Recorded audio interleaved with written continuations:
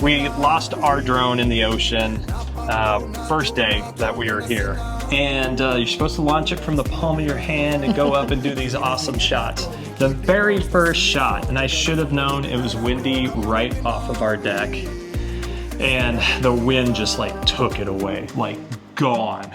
Chris is down there looking for his drone, but he thinks that it ended up somewhere over there. God.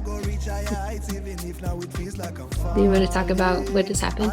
No, we just started. We have no drone. We have no drone footage. There is a video of me going like this to the drone. Where's that video? And probably the bottom of the ocean. No drone. We found a Radio Shack in Antigua, which is awesome. We called, and this was the only drone that they had, which the guys thought from the store, the only drone on the island. So we were really, really thankful, and we went and we purchased it. However, it was just really windy every day. Like, this thing would have blown away easily.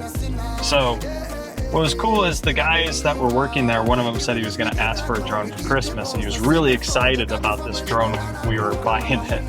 So we're on our way to the airport to leave, but we wanted to make a stop at Radio Shack. Hopefully one of the guys is working there and we can donate this drone back to them.